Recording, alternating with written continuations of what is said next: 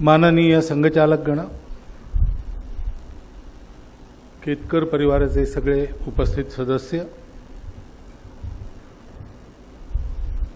नागरिक सज्जन, माता भगिनी, आत्मीय स्वयंसेवक बंधू, सुरेशराव केतकरांना श्रद्धांजली द्यायला आपण सगळे एकत्रित आलो आहोत खरे,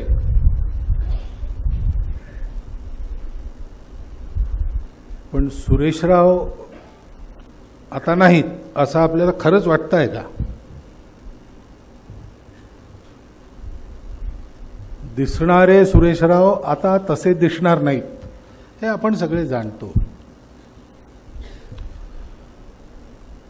पण जाणवणारे सुरेशराव हे आपली जाणीव आहे तोपर्यंत आपल्याबरोबर राहणार आहेत.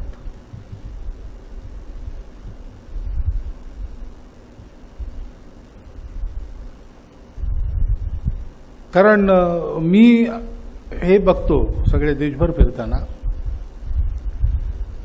की 5-10 मिनिटं जरी सुरेशरावांशी संबंध एखाद्या स्वयंसेवकाचा कुठेतरी आला असेल तर आजतागायत त्या 5-10 मिनिटाची छाप त्याच्या जीवनावर कायम आहे.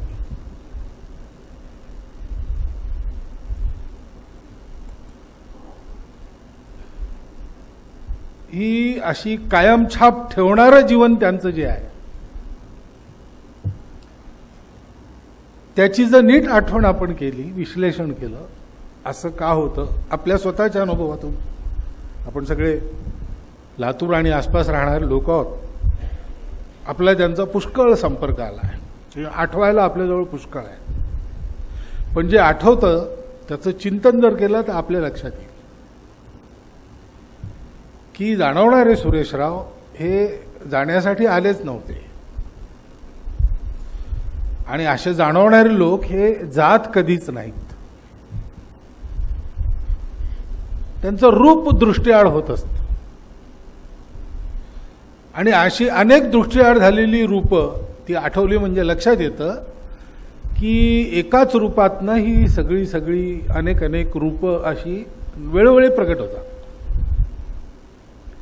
तेजोमय प्रतिबिंब तुम्हारे स्वयं सिद्ध अगणित निकले है, अशी एक प्रक्रिया डॉक्टरांसंबंधीच्या एका गीतात सांगितलेली आहे. पण जे आठवत आहे त्याचा विचार आपल्याला करावा लागेल, आणि या प्रसंगानिमित्त तो आपण केला पाहिजे. श्रद्धांजली जर आपल्याला द्यायची असेल तर सगळ्यात उत्तम श्रद्धांजली ती आहे.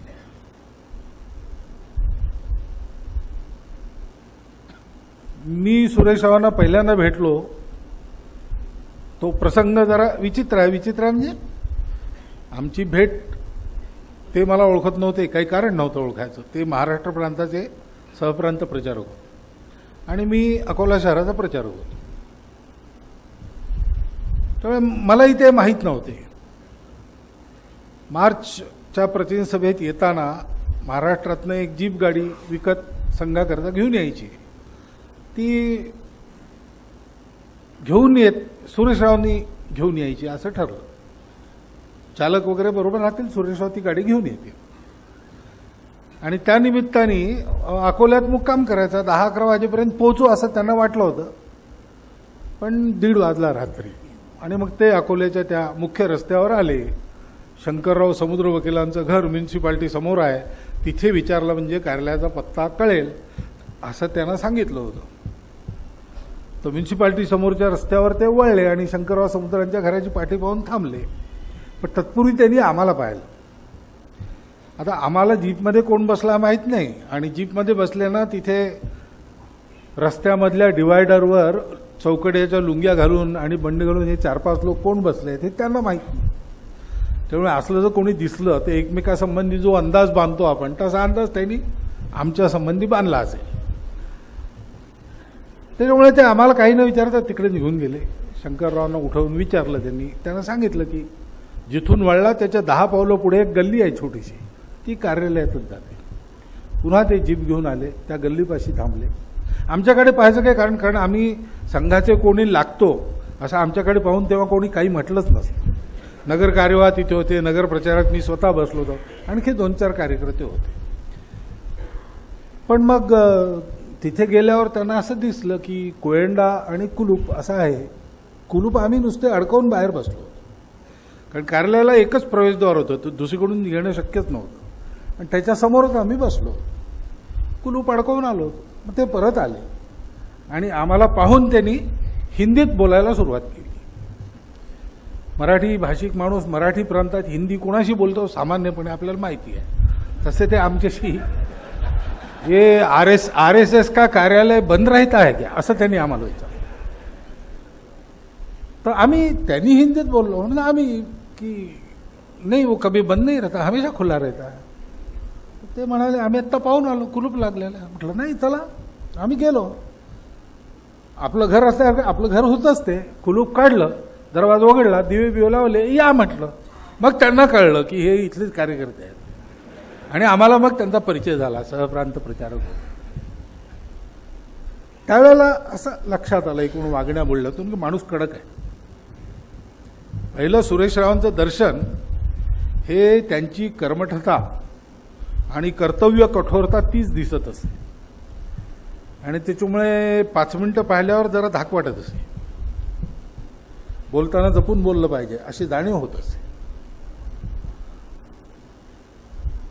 कारण तितके कर्मठ होतेच ते.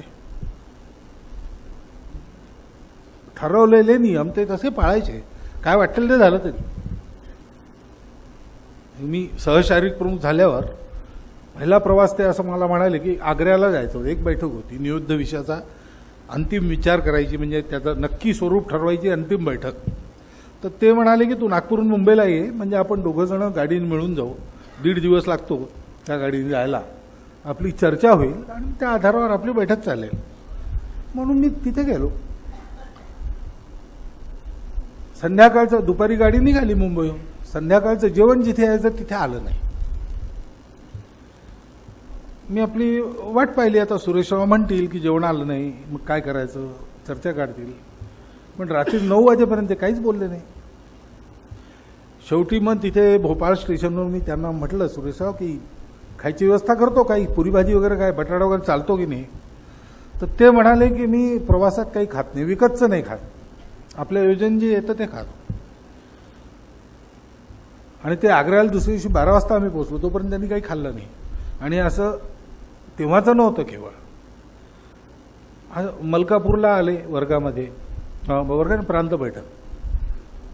मंगळवारचा उपवास, दुसऱ्या दिवशी चतुर्थी, तिसऱ्या दिवशी गुरुवार, शुक्रवारी असंच काहीतरी, शनिवार, असं सतत 5 4 दिवस उपवास. आणि उपवास म्हणजे अगदी कडक. मी निराहार उपवास करणार. किती आग्रह केला नाही. शेवटी बौद्धिक वर्गात चक्कर आली. तर त्यांना कोणीतरी अधिकाऱ्याकडून असं निक्षून सांगावं लागलं की आता हे तुम्ही बंद करा.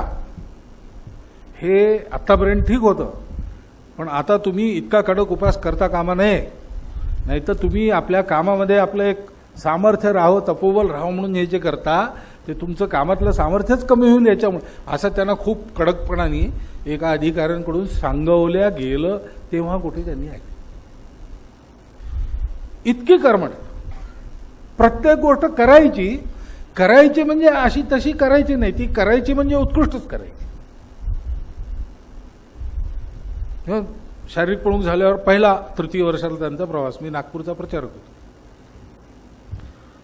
त्या प्रवासात त्यांनी गणवेश, पहिलं संघस्थान अखिल भारतीय शारीरिक प्रमुख संघस्थानावर येईल. नवीन अखिल भारतीय शारीरिक प्रमुखाकडे सुरेशराव सगळे पाहतील, तर त्यांना गणवेश उत्कृष्ट दिसला पाहिजे म्हणून ते नागपूरला 1 दिवस अगोदर आले. आणि त्या 3य वर्षाच्या वर्गाचा शारीरिक वर्ग जो असतो अगोदर 2.5 दिवस, त्याच्यातला अर्धा दिवस त्यांनी मला सांगून, सहशारीरिक प्रमुख होतो तर नाही तेव्हा नव्हतो, प्रांत प्रचारक होतो, मला सांगायला सांगितलं की मला अर्धा दिवस मोकळा ठेवा. आणि तो अर्धा दिवस मोकळा. अगोदर 1 दिवस येऊन कपडे धुणे वगैरे ही सगळी तयारी सगळं आपल्या हाताने केलं. आणि त्या शेवटच्या अर्ध्या दिवसात जोड्याचं पॉलिश विशिष्ट पद्धतीने ब्लेडनी सगळं काळं खरडून टाकून मग त्याला मेणाचं पॉलिश मग हे ते अशी सगळी टेक्निक्स वापरून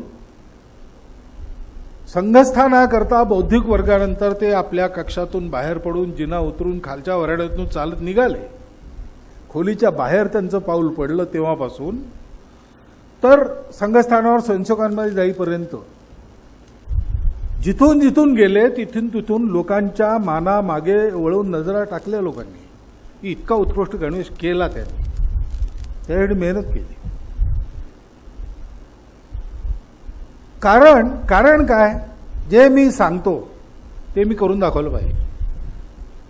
आधी केले मग सांगितलं. आणि त्याच्यामुळे त्यांच्या शब्दांना जी धार असे ती धार त्यांचा स्वभाव कठोर होता म्हणून नव्हतं. त्यांची जी कर्मठता आहे, त्यांची जी ही उत्कृष्टतेची भूक आहे आणि हा प्रामाणिकपणा आहे की मी जे बोलतो ते मी दाखवू शकलो पाहिजे, जे मी करतो ते मी बोली आणि जे बोलीन ते करी. आणि त्याच्यामुळे बोलताना अत्यंत करारी बोलत आणि ते प्रभावी असे. त्याच्यावर प्रतिवाद कोणी करत नसे, घाबरून नव्हे तर तर्क सापडत नसे. शारीरिक प्रमुख म्हणून ते शिबिरात आले नागपूरच्या. 15 किलोमीटर मॅरेथॉनचा कार्यक्रम होता. 55 वर्षाच्या वर त्यांचं वय गेलं होतं त्यावेळेला. ते म्हणाले मी धावणार. तर आम्ही त्यांना आग्रह केला तुम्ही धावायची जरूर नाही, तुम्ही एक फर्लांगभर धावा, नंतर मग आपण एका चौकात मॅरेथॉन पाहू. ते म्हणाले हे बरोबर आहे, हे तुम्ही करा, संघचालकांना घेऊन जा, संघचालकांकरता वगैरे हे बरोबर आहे. मी अखिल भारतीय शारीरिक प्रमुख आहे. अखिल भारतीय शारीरिक प्रमुख 15 किलोमीटर धावू शकत नाही तर मग तो स्वयंसेवकांचं शारीरिक काय घेईल. आता हा तर्क अगदी बरोबर आहे, 100% बरोबर आहे, सगळ्यांना पटणार आहे, याचा प्रतिवाद कोणी करणार नाही. परंतु हे प्रत्यक्ष करण्याचं धाडस करणारे कोण असे कमी असतात. सुरेश रावांनी केलं, ते 15 किलोमीटर धावले, वर्गाचा कुठलाही कार्यक्रम न सोडता. नंतरची विश्रांती वगैरे त्यांनी नाही घेतली, सगळे शिबिराचे कार्यक्रम जसे होते तसे केले. कारण जे मला सांगायचं आहे ते पोचायचं असेल त्याच्या मागे माझं आचरण पाहिजे, आणि जे मला सांगायचं आहे ते मला पोचवायचं आहे, आणि त्याच्यामुळे मला जे द्यायचं आहे ते उत्तमच असलं पाहिजे. उगीच थातूर मातूर देऊन वेळ निभावून असं करणार नाही मी. किती बौद्धिक वर्ग आता शेवटच्या काळामध्ये विस्मरणाच्या काळात सुद्धा इतका सुसंगत बौद्धिक वर्ग त्यांचा चालायचा 40-40 मिनिटं, म्हणजे एका अर्थाने कंठस्थ बौद्धिक वर्ग होते. परंतु तरीही ते प्रत्येक बौद्धिक वर्गाची दरवेळेला नव्याने तयारी करायची. कारण स्वयंसेवकांसमोर बोलायचं आहे तर त्यांना जे सांगायचं ते शुद्ध असलं पाहिजे, उत्कृष्ट असलं पाहिजे. बिना तयारीने स्वयंसेवकांच्या समोर उभं राहायचं नाही, संघस्थान असो की बौद्धिक वर्ग असो. तयारी करत केरळमध्ये त्यांचा प्रवास होता. सहज तोपर्यंत आमची दोस्ती झाली होती. त्या पहिल्या प्रसंगानंतर ते भेटले मला, एकदम सहशारीरिक प्रमुख झाले तेव्हा. त्याच्यानंतर मग ते सहक्षेत्र प्रचारक झाले, क्षेत्र प्रचारक, शारीरिक प्रमुख, प्रचारक, असा अनेक भूमिकात मी त्यांना पाहिलं. पण तेव्हा आले तेव्हा त्यांच्या लक्षात होता आमचा पहिला एन्काउंटर कसा होता ते. परंतु ते स्वतः कर्मठ होते, पण आत्मीयता होती, शुद्ध सात्विक प्रेम. ते प्रेम, शुद्ध सात्विक प्रेम म्हणजे कसं असतं ते सुरेशांचा संपर्क सगळ्यांशी झालेला, त्यांना माहिती आहे. आणि त्याच्यामुळे दोस्ती होती. म्हणून एकदा त्यांचं सामान सहज पाहताना कॅसेट दिसली, कशाची कॅसेट लावली तर इंग्रजीत सुरेशांचा बौद्धिक वर्ग. तुम्ही विचारलं त्यांना की इंग्रजी बौद्धिक वर्ग कसा काय, तर ते म्हणाले आता केरळचा प्रवास आहे 15 दिवसांनी, तर तिथे मला काही बैठका आणि बौद्धिक वर्ग असाही दिला. बौद्धिक वर्गाचा विषय मी तयार केला, मराठीत लिहून काढला, त्याचं भाषांतर केलं, ते तपासून घेतलं, ते भाषांतर मी पाठ केलं आणि त्याची कॅसेट करून घेतली की योग्य मॉड्युलेशन आणि इंटोनेशन चढ उतार आवाजाचे त्याच्यासहित शुद्ध उच्चारणासहित तो मला बौद्धिक वर्ग देता आला पाहिजे, म्हणून मी रोज 2दा हे ऐकतो. इतकी तयारी करून ते केरळमध्ये महिनाभर प्रवासाला गेले. हा तयारी करायचा का स्वभाव? तर स्वयंसेवक घडवायचा आहे. घडवायचा म्हणजे गंमत नसते. संघ घडतो, संघात स्वयंसेवक घडतो. तो का घडतो? तो घडवणाऱ्यांचं जीवन असं दिसतं आणि त्यांच्या आत्मीयतेचा तसा स्पर्श होतो. सुरेशराव दिसायला तर नुसतं त्यांना पाहून लोक असंच म्हणत असतील की ते विनोद करत नाहीत, पण ते खूपच विनोद करायचे आणि विनोद करताना स्वतः अत्यंत गंभीर दिसायचे. त्याच्यामुळे आणखी हसू येत. म्हणजे हा शारीरिक प्रमुख म्हणून ते आले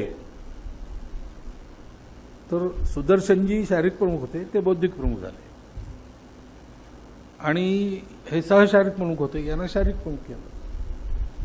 तृतीय वर्षाच्या पहिल्या दिवशी उद्घाटनाचा बौद्धिक वर्ग देताना त्यांनी सुरुवात अशी केली की तुमच्यापैकी जे लोक आत्ता प्रतिनिधी सभेत होते त्यांना आश्चर्य वाटलं असेल की तिथे सुदर्शनजींचा परिचय असा करून दिला शारीरिक प्रमुख म्हणून, पण आता त्यांचा परिचय तेही होते तेव्हा, तर त्यांचा परिचय बौद्धिक प्रमुख म्हणून करून देतात आणि माझा प्रमुख शारीरिक प्रमुख म्हणून करून देतात. हा बदल कसा काय? तर तुम्ही आश्चर्य करू नका. मी संघात इतके वर्ष आहे, मी हे जाणतो की हे बदल संघाला अत्यंत सहज आहेत. महिलेचा पुरुष आणि पुरुषाची महिला सोडून बाकी सगळे बदल संघात एका क्षणात होतात आणि अत्यंत गंभीर चेहरा ठेवून त्यांनी सांगितलं. आता इतके मार्मिक स्पर्श करणारे विषय नेमका समजवणारे विनोद त्यांच्या सगळ्या गप्पा टप्पांपासून तर बौद्धिक वर्गापर्यंत सगळीकडे विखुरलेले असतात आणि एकेका कार्यकर्त्याची काळजी दिसत असे. एकेका कार्यकर्त्यांचं मन राखायची धडपड दिसत असे.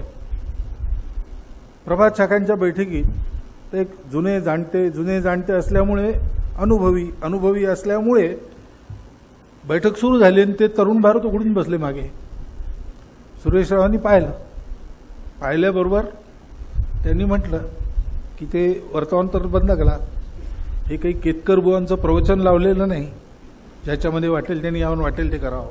ही कार्यकर्त्यांची बैठक आहे वगैरे खूप रागवले ते कठोर शब्दात. मग बैठक झाली, चहाची व्यवस्था होती, पण ते कार्यकर्ते चहा न घेता गेले. मला माहित होतं ते रागवणार वगैरे नाही, जुने होते, पक्के स्वयंसेवक. सुरेश रावांना वाटलं ते चहा घेऊन न घेता गेले, त्यांना लागली असली पाहिजे गोष्ट, हे काही बरोबर नाही. ते मला म्हणाले की आज आपण त्यांच्याकडे जाऊन येऊ. म्हटलं अहो आज आणखी 2 घरी आपल्याला जायचं आहे, जेवायची वेळ होईल, कार्यालयात मग परत जायचं आहे. ते म्हणाले नाही आजच गेलं पाहिजे. त्यांना वाईट वाटलेलं दिसतं मी बोललो. म्हटलं नाही, त्यांना काही वाईट वाटणार नाही, जन्मभर संघात आहेत ते, जन्मभर राहतील आणि काम ते करतीलच, आपण सावकाश भेटू. ते म्हणे नाही. गेलो आम्ही त्यांच्या घरी. गेल्यावर सुरेशरावांनी त्यांना सांगितलं, ते आश्चर्यचकित झाले, अरे तुम्ही कसं काय आले? मग तर सांगितलं की बैठकीत असंच झालं. मग सुरेशराव त्यांना म्हणाले की मी तुम्हाला अशासाठी रागवलो की मी पाहिलं की तुम्ही जुने अनुभवी कार्यकर्ते आहात, किंवा रागवल्याचं तुम्हाला वाईट वाटणार नाही आणि या निमित्ताने बैठकीत कसं बसावं हे नव्या कार्यकर्त्यांना शिकवता येईल, म्हणून मी तुम्हाला कठोर बोललो. तुम्हाला जरा वाईट वाटलं असेल, अपमान झाल्यासारखं वाटलं असेल, असं त्यांना. माझं चुकलं, तुम्ही मला क्षमा करा, हे शब्द अखिल भारतीय अधिकारी सामान्य शाखेचे, प्रभात शाखेचे कार्यवाह, ते जुने असल्यामुळे ते म्हणाले अहो काय ती एवढी चिंता, आम्हाला एकनाथजींनी दाटलाय, यादवरावजींनी दाटलाय, काही फरक नाही पडत असं तेही म्हणाल. परंतु सुरेशरावांची ही तयारी की एका स्वयंसेवकाचं मन सांभाळण्याकरता अखिल भारतीय अधिकारी घरी जाऊन घरच्या कुटुंबियांसमोर, माझ्यासारख्या एका कार्यकर्त्यासमोर माझं चुकलं, मला क्षमा करा, पण मी या उद्देशाने ते केलं असं म्हणतो. इतकं खाली झुकायची त्यांची तयारी होती. किती जीव लावत असत ते, कारण ती जीव लावायची आठवण केल्याबरोबर त्यांचा कंठ दाटून आलेला मी पाहिलेला आहे. मनापासून हे सगळे तार जोडले होते त्यांनी संघ कार्याकरता. त्याच्याकरता झीज सोसली होती, त्याच्याकरता इतका कठोर परिश्रम केला होता. आणि मग असं लक्षात येतं, असं क्रमशः आपण जवळ जात गेलो, विचार करत गेलो, हे सगळं काय होतं? हे सगळं होतं संघ, बाकी काही नाही. सुरेशराव लाख गोष्टी विसरले असतील शेवटच्या काळात, पण प्रार्थना विसरली नाहीत, संघाची शाखा विसरली नाहीत, आज्ञा विसरले नाहीत, बौद्धिक वर्ग विसरले नाहीत. कसे विसरतील? कारण त्यांच्या जीवनात दुसरं काही नव्हतंच. जे जे दुसरं काही होतं ते सगळं त्यांनी जाणीवपूर्वक बाजूला केलं. आणि जे जे बाजूला न करता येईल इतकं चिकटलं होतं त्या सगळ्यांचा उपयोग त्यांनी संघ कार्याकरता करून घेतला. बीएड झाले, आता काय करणार? ते तर काही सोडता येत नाही. जे शिकले ते शिकले. ते बीएडच्या विषयपाठ पद्धतीचा उपयोग करून त्यांनी सगळे विषय संघातले तयार करून ठेवलेत, मुद्देसूद उदाहरणासहित. मला असं वाटतं त्यांच्या डायऱ्या पाहिल्या पाहिजेत. मी पाहिल्या आहेत, त्यात खूप खूप गोष्टी सापडतील. अशी जी खऱ्यांनी जशी क्लिपिंग्स तयार करून ठेवली तशी क्लिपिंग्स असतील, संग्रह करून त्याच्यातलं सारांश ग्रथित केला पाहिजे. खूप मोलाच्या गोष्टी सापडतील. कारण त्यांचं चिंतनही असे खूप विचारपूर्वक चर्चा करून, वरिष्ठ लोकांशी प्रश्न विचारून, असं एकेका विषयाचं नवनीत काढून ते देणं, आग्रहाने देणं, आणि ते घेणाऱ्यांनी निर्दोष असलं पाहिजे आग्रह ठेवणं. आणि तो आग्रह त्याला पचत असे कारण त्याच्या पाठीमागे इतकी आत्मीयता होती. स्वतःचं उदाहरण होतं. संघ काय आहे? संघ म्हणजे प्रेम, आणखी काही नाही. जोडा, समजून घ्या आणि जोडत चला एकमेकांना. आणि हे कशाकरता करा? तर चांगलं होण्याकरता करा. कसं चांगलं व्हायचं? माझं उदाहरण. संघाची कार्यपद्धती या दोन शब्दात संपते, उदाहरण आणि आत्मीयता.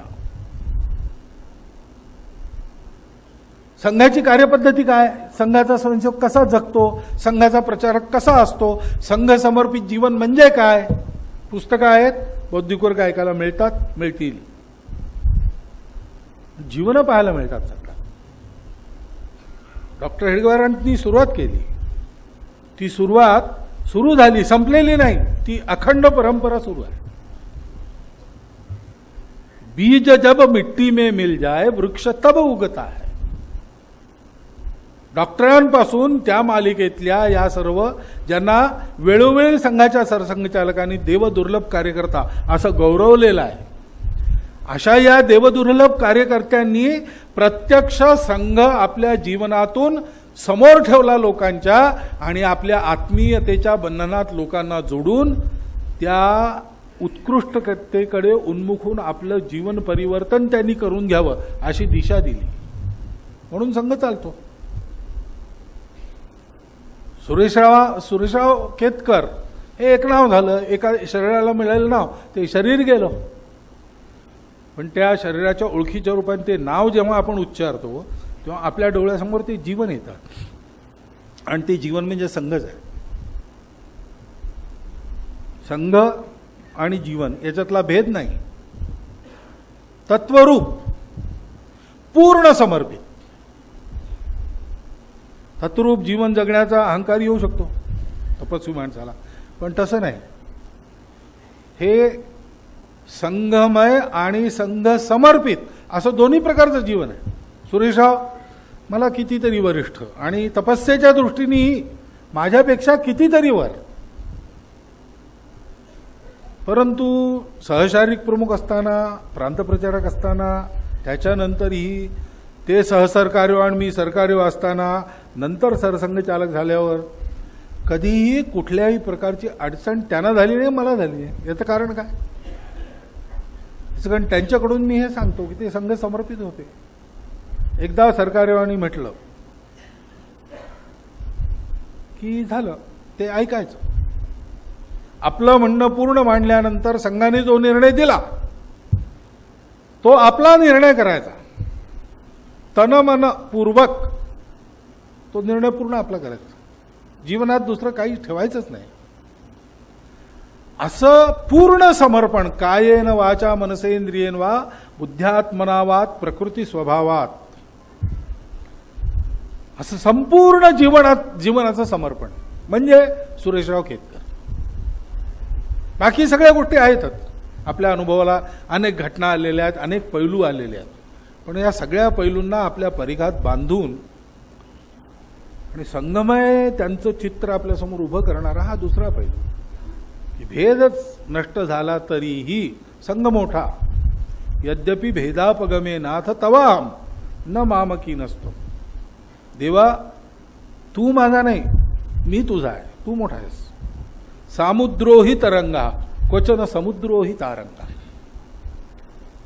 लाटांचा समुद्र नसतो, समुद्राची लाट असते. लाट आणि समुद्र फरक आहे का? काही फरक काही नाही. आणि म्हणून आता 5वी पिढी संघात सुरू आहे. डॉक्टर हेडगेवारांना न पाहिलेल्या 3 पिढ्या आहेत, 4 पिढ्या आहेत. पण डॉक्टर हेडगेवारांना आम्ही नित्य पाहत असतो अशा कार्यकर्त्यांमधून. ते पार्थिव बदलवतात, रूप बदलवतात, नावं बदलवतात, पण जाणवणारं त्यांचं जे स्वरूप आहे त्याची एक अखंड धारा तेव्हापासून आत्तापर्यंत कायम राहिलेली आहे. आणि संघाचे स्वयंसेवक आपल्या ध्येयाप्रत पोचून आपल्या कल्पनेतला भारत उभं करतील तोपर्यंत ही जाणीवेतली जाणवणारी जाणीव त्यांची साथ कधीही सोडणार नाही. आणि म्हणून सुरेशरावांना श्रद्धांजली व्हायची म्हणजे काय, तर त्यांच्या जीवनाचं असं अध्ययन करायचं, चिंतन करायचं, आणि जसे ते जगले तसं व्हायचा प्रयत्न करायचा. आणि म्हणूनच ह्या ज्या ओळी इथे म्हटल्या गेल्या, तुझे तेज अंगी शतांशे जरीही उजाळून देऊ दिशा दाही दाही. ठीक आहे, 100% तसं तेजस्वी होता येईल आपल्याला, प्रत्येकाची क्षमता असेल असं नाही, पण शतांशांनी जरी तसं आपल्याला आलं तरी या आजच्या जगाच्या दाही दिशा उजळणाऱ्या प्रकाशाचं प्रत्यक्ष अवतरण हे या आपल्या भूमीत आणि या भूमीतून सगळ्या विश्वात होईल. हे श्रेय आपल्या पदरात आपण पाडून घेऊ शकतो. हे भाग्य आपल्या डोळ्यांनी पाहण्याचं भाग्य आपण खेचून आणू शकतो. त्याकरता आपला चांगला सबल असा आधार सुरेशराव केतकरांची स्मृती आहे. त्या पवित्र स्मृतीला संघातर्फे सगळ्या सरसंघचालक म्हणून आणि माझी व्यक्तिगत श्रद्धांजली मी इथे अर्पण करतो.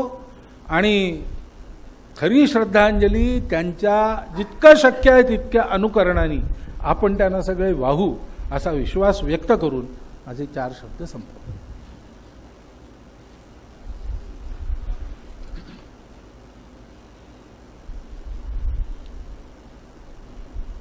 देखना देहांत जो सागरी सूर्यास्तसा, अग्नीचा पेरून जातो रात्र गर्भी वारसा. आता मनात श्रद्धे सुरेशरावांना आठवत आपण सर्वजण 2 मिनिट स्तब्ध उभं राहायचं आहे. शेवटी शांतिमंत्र होईल आणि हीच या भावपूर्ण कार्यक्रमाची सांगता असेल.